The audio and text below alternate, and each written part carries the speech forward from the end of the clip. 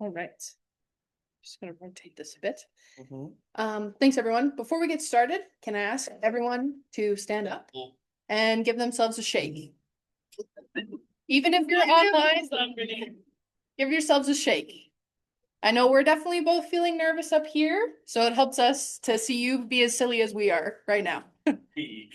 Okay, thank you, everyone. You can take a seat. All right.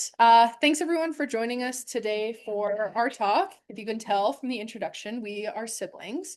I thought we'd play a fun game of who's older. So if you think I'm the older sibling, raise your hand. Wow. Ooh. This is humbling. Oh, okay. Well, it's a bit spoiled, but Jordan is in fact the older brother. So good job, active listening skills, everyone. Yeah, the annoying younger sibling trope was actually perfectly modeled after me. They interviewed me and everything. So That's fair. I will let Jordan introduce himself first. Hi everyone, I'm Madison's brother. I'm Jordan. As you may have heard, I love dinosaurs. I do big hikes. I'm a track star, and I have my dog Pearl, and I am happy. That's very good. And what do you do for work, Jordan? I do active for life. I show everyone the equipment, and I've done it for 5 years. Mm-hmm. And I show everyone the equipment. I feel very strong. Not lift train quite yet, but I'm strong enough to lift some big weights. This is true. And do you want to tell them about provincials? I did track meet. I got 2 gold medals, so I'm proud of that. Thanks, Jordan. No problem. All right. So as you heard, also, just in case you see, Jordan and I pre-recorded some of our conversation together, just in case he didn't want to come up here and talk today. So if you see that, don't worry, you're not missing out on any information. I promise we'll go over all of it. Now it's your turn, Maddie, to introduce yourself. This is my turn. My name's Maddie. I'm a research coordinator here at the Autism Research Centre. I've also been over there, as you probably see, doing a graphic recording of the day. I'm really grateful to be here and to speak in front of all of you, as well as our online participants as well. I'm very, very grateful. I want to also... That's your joy. That's your dog. Yes, this is my dog, George Fruit Bat Jones. His name was George Jones when we got him from the shelter, and he looks like a fruit bat, so hence the name George Fruit Bat Jones. I also have a Stegosaurus tattoo, and I'm wearing Stegosaurus earrings today. So, I want to caveat before we get started with our presentation today as well. This isn't a critique to our parents. It's just an opportunity to share our own perspectives now that we're older and our own independent adults.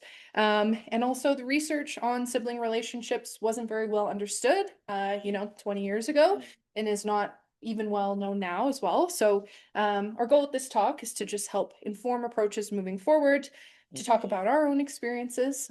We're also only 2 siblings, so we can only speak to the 2 sibling dynamic. And we can also only speak to our own perspectives as we're just 2 people. Yes. That's fair. All right. So Jordan and I's relationship has not always been the strongest. There was a lot of jealousy between the 2 of us. When I was younger, I was really jealous that my brother would get to go downstairs and hang out with his OTs and SLPs. And when I was 6 years old, I was like, wow, he just gets like a friend that comes over all the time, and I'm just up here hanging out upstairs. And I was a little bit jealous of that.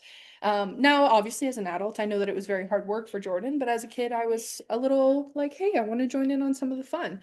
So sometimes my mom would have the aides stay like an extra hour and play Pop Tropica with me or whatever it may be. So our relationship, has not always been the strongest. We have, obviously, we're here now today, grown on our relationship. But yeah, there was some jealousy. Yes. And you felt jealous too, Jordan? Yes, I did. How come you were jealous of me? Because you play basketball and I didn't have a chance to play that. True, we did not play basketball together. Our relationship has often been strained, and now as adults, we're learning to build on our friendship and create a relationship we didn't necessarily have when we were younger. We're also learning how to be friends independent of proximity, since I don't live at home anymore. So today we're going to talk about some of the things we wish our parents did, what we're glad they did do, and how we continue to grow our relationship as siblings into adulthood. So as you can see in this picture, some of my favorite memories with my brother are when we're at the beach, playing mermaids together. If anyone is familiar, mermaids is a fun game to play at the beach. That's We I really enjoyed that time because it felt like we were in our own little bubble, in our own little universe, and the world around us kind of dissolved. We were just two siblings hanging out at the beach together, and that is us. If you couldn't tell by, I would Yep. just put a stock image of two people on the screen. Yeah. When we return to the real world, sometimes that feelings dissipate. I see how my friends stare an extra second longer at my brother, or I hear the way that students in my class talk about people who are autistic, and it makes me really angry. It makes me really upset. For many years growing up as well, sometimes my mom would step in when the two of us would fight, and I would be a little bit confused because all of my friends would get angry at their siblings, they would fight, they would argue, but then my mom would step in, and that confused me a lot because I thought that was just a normal thing to do with siblings. Um, and was that hard for you too, Jordan? Yes, it was hard for me, the same. So this is where our first practical tip comes in, which is to let your kids interact like normal siblings. If you have two children, one who is autistic and one who's not, let them fight, argue, just like quote unquote normal siblings would. Preventing that normal sibling behavior otherwise felt like I had to kind of change or adapt just based on my brother's needs rather than poking him in the nose. That's fair. I'm sure he's glad I never said that though. Right, Jordan? Yeah, that's fair. Yeah, okay. Growing up as well, my brother and I, we went to separate schools. My parents saw this as an opportunity for us to grow up and be our own independent individuals.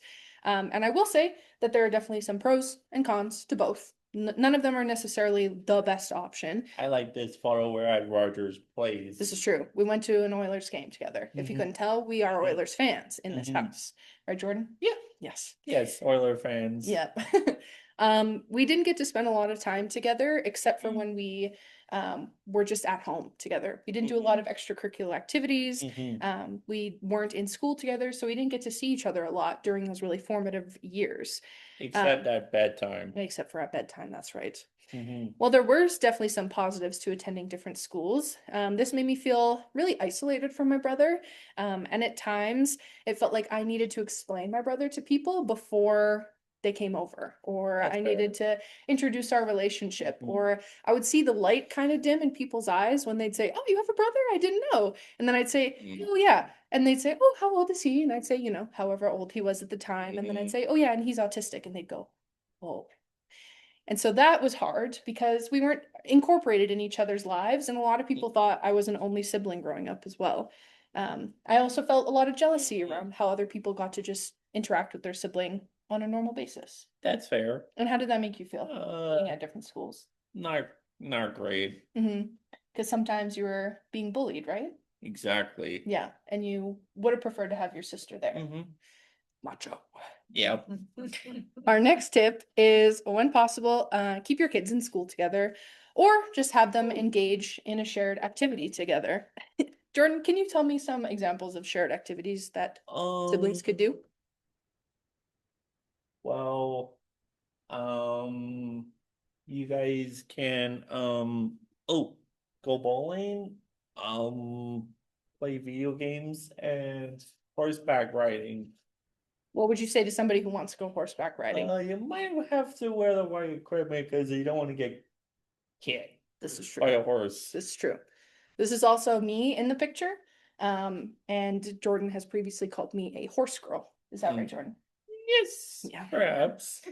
But it's still a shared activity that you could do together. Another thing, it's really important to approach conversations with your children about the future as you grow up. This is a big one. This is a big, scary thing.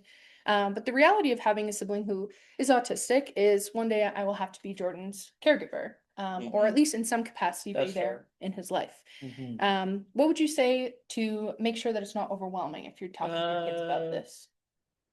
Just think about it slowly and just not overwhelming.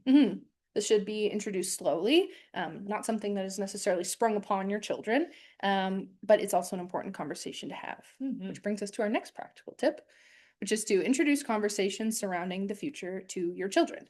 Independently at first, have those conversations. It was much easier for me to have that conversation with my parents by myself, so I could ask That's a lot of fair. questions, Mhm. you know, and then Jordan gets introduced to it independently as well, and then we have these conversations openly, so that he knows I'll just keep bugging him for the rest of his life. Not really. Not really. Not really. So as mentioned before, Jordan and I, we didn't really have much of a friendship or relationship growing up. Now that we are older and building on that relationship, why do you think that we are doing that now, Jordan? I don't actually quite know That's fair. because I think we might have different sports at the time. When we were younger, we were definitely playing different sports, didn't have Yes. that same time carved out for each other.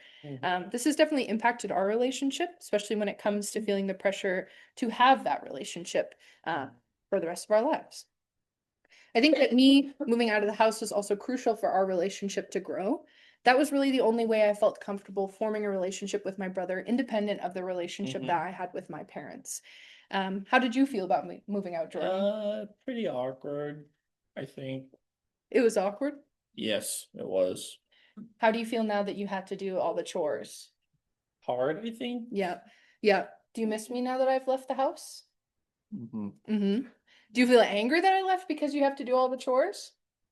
No, Oh, okay. not really. That's very good then.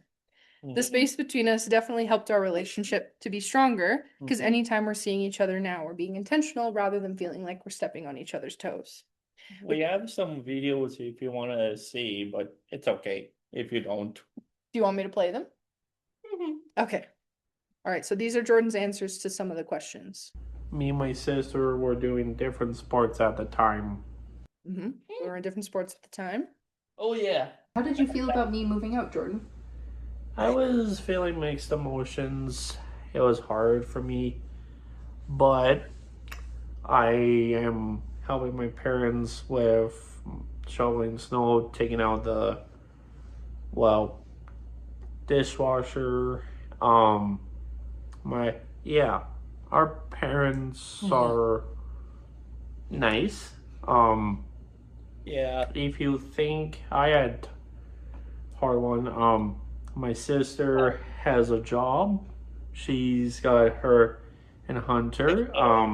They are doing a dishwasher and vacuuming, and also Madison and Hunter have a Chihuahua dog mix named George, so they have to take care of him as well. This is true. We do have to take care of George. He poops a lot. Mm-hmm. Do you ever miss me now that I've left the house? Oh, it cut off. It's a cliffhanger. Oh, no. We'll never know the answer. Maybe. Oh, he says maybe. I think I said maybe. No, okay, maybe. Which leads us to our next practical tip, which is to introduce change slowly and gradually when possible. So for example, Jordan has given you the smolder there. When I moved out of doing this. Oh, fair. When I moved out of the house, I staggered it by, staying at my boyfriend's house a couple nights a week before I eventually moved out with a roommate. So there was times where Jordan knew that I wasn't around, but I was still around, if that made sense. And he kind of got used to the space without me being in it. One other point that I want to make is that as the non-autistic sibling, there's often a lot of weight that's placed on our shoulders from a young age. Being 16 and grappling with the fact that you might have to take care of your brother for the rest of your life is kind of a big thing when all I really wanted to do was be like, don't talk to me, mom. As you do when you're 16 years old, I guess. It's a big realization. My mom also has done a really great job of ensuring that there is a great team of support around Jordan, so that once I have to eventually step in, it's not like I'm starting from scratch or doing it all by myself.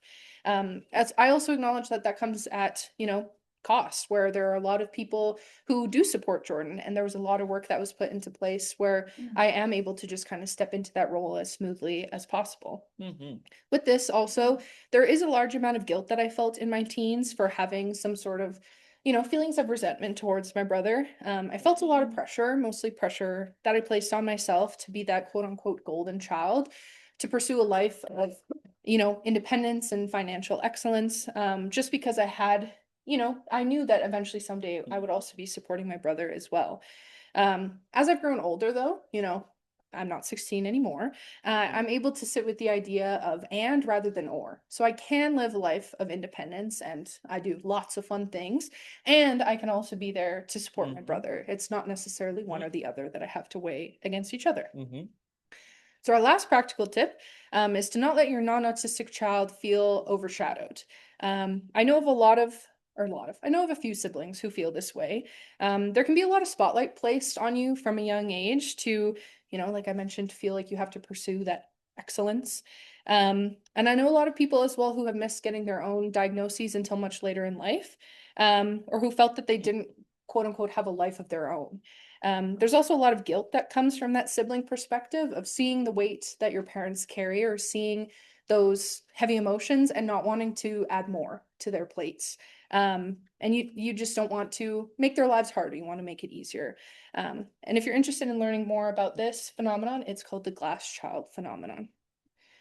But that brings us to the end of our presentation. Nice. What would you like to say, Jordan? Oops, I forgot my line. It's right here. Do you want to read it? Do you want me to read it? You can read it for me. Thanks everyone for coming today.